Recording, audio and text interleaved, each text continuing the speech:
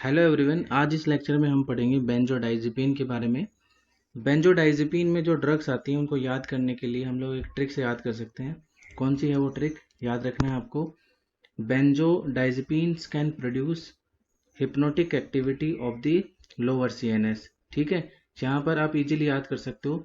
Banjo से आपको याद रखना है यहाँ पर क्या, ब्रोमाज़ेपाम। डाइज़ेपिन से याद रखना है डाइज़ेपाम।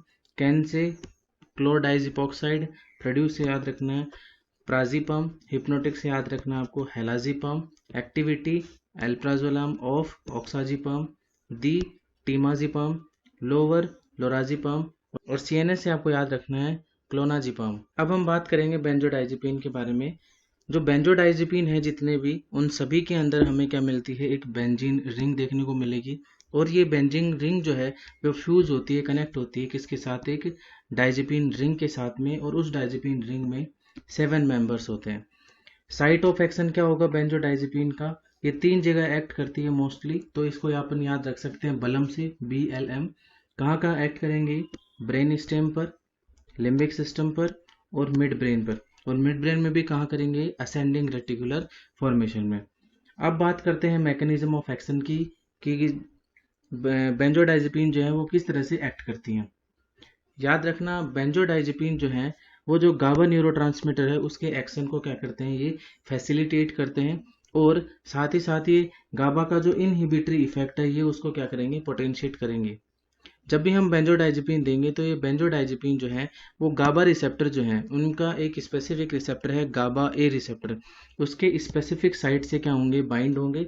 और बाइंड होने के बाद जो क्लोराइड चैनल है इनकी ओपनिंग को क्या कर देंगे, इंक्रीज कर देंगे।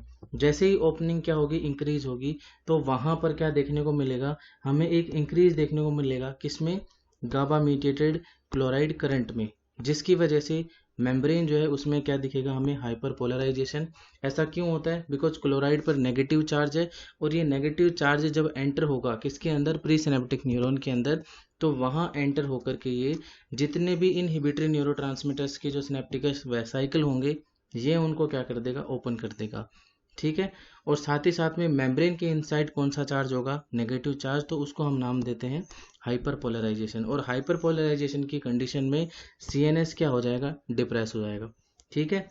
यहाँ पर अपन को एक इम्पोर्टेंट पॉइंट याद रखना है, और वो इम्पोर्टेंट पॉइंट ये है कि बेंजोडाइज़ेपिन जो है वो गाबा माइमेटिक एक्शन नहीं रखती। ठीक है।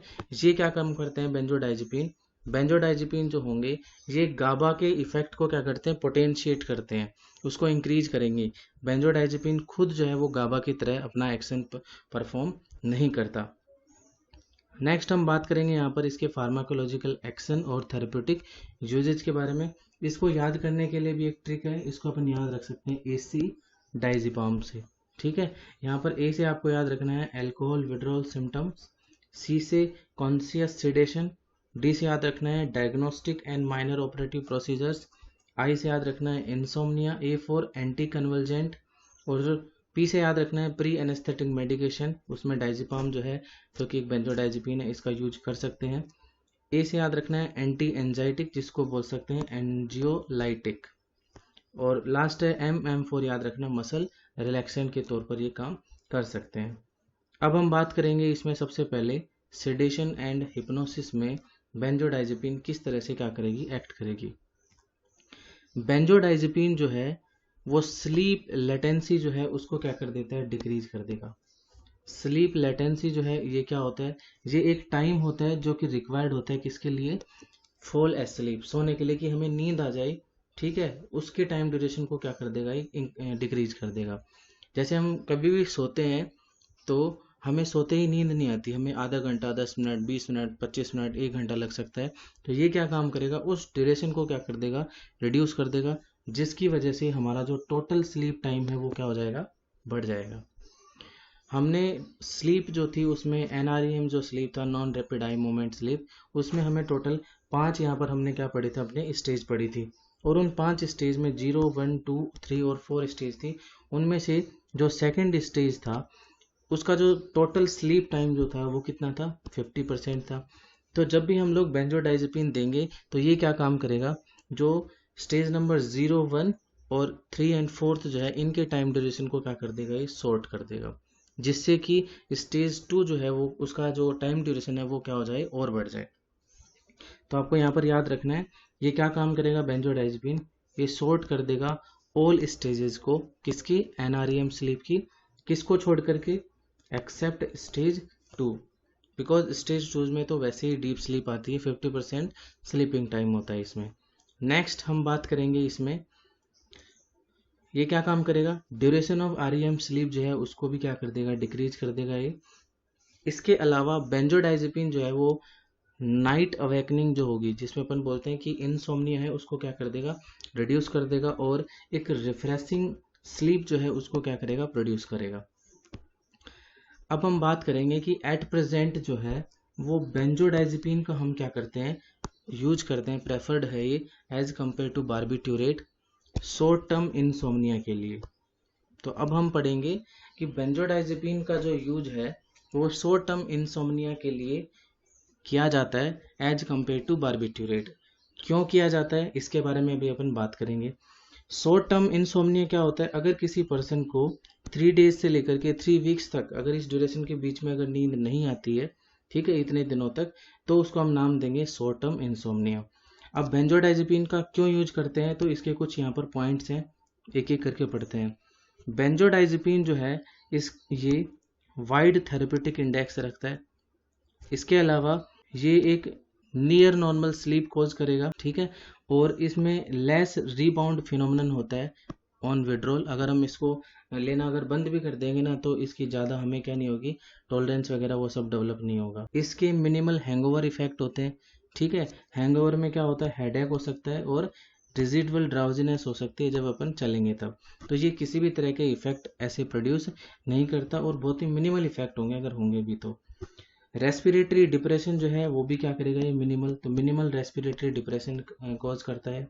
इसके अलावा अगर हम लोग इसको शॉर्ट पीरियड के लिए अगर यूज करते हैं तो टॉलरेंस और डिपेंडेंस जो है वो इसमें क्या नहीं होती, डेवलप नहीं होती, बहुत ही कम होती है। इसके अंदर किसी भी एंजाइम को इंड्यूस करने की प्रॉपर्टी देखने को नहीं मिलती, इसलिए इसकी जो ड्रग इंटरेक्शन है वो हमें बहुत ही क्या मिलेंगे, कम मिलेंगे। ओके, नेक्स्ट हम बात करते हैं, इंपॉर्टेंट है, अगर बेंजोडाइजेपिन का ओवरडोज हो जाता है तो उसके ट्रीटमेंट के लिए हम किसका यूज करेंगे, बेंजोडाइजेपिन रिसेप्टर एंटागोनिस्ट का। और ये बेंजोडाइजेपिन रिसेप्टर एंटागोनिस्ट है वो कौन है, फ्लूमाजेनिल। तो ये इंपॉर्टेंट है, याद रखना, फ्लूमाजेनिल का यूज जो है वो ओवरडोज के ट्रीटमेंट के लिए कर सकते हैं बेंजोडाइजेपिन की। नेक्स्ट हम बात करेंगे यहाँ पर कि अगर हमने इनसोम्निया के लिए बेंजोडाइजेपिन जो है इनका लॉन्ग टर्म तक अगर यूज किया तो क्या होगा। लॉन्ग टर्म तक हम रिकमेंड नहीं करेंगे कि बेंजोडाइजेपिन का यूज किया जाए, बिकॉज क्या होगा यहाँ पे, जो टॉलरेंस है, डिपेंडेंस है, हैंगओवर है, ये सारे इफेक्ट जो है वो हमें देखने को मिलेंगे अगर हमने इसको लॉन्ग टर्म के तौर पे क्या किया, यूज किया इंसोम्निया को ट्रीट करने के लिए, ठीक है। लेकिन अगर शॉर्ट टर्म के लिए यूज करते हैं तो ये जो इफेक्ट है हमें देखने को नहीं मिलेंगे। अगर हम बेंजोडाइजेपिन जो है अगर इसका आइडियली अगर यूज देखें तो ओकेजनली हम इसका यूज कर सकते हैं। मोस्टली कौन कर सकता है, एयर ट्रेवलर्स कर सकते हैं, और जो शिफ्ट वर्कर हैं वो बेंजोडाइजेपिन का यूज कर सकते हैं। इसके अलावा और दूसरे जो इसके फार्माकोलॉजिकल एक्शन है उसके लिए आप नेक्स्ट वीडियो देखिए।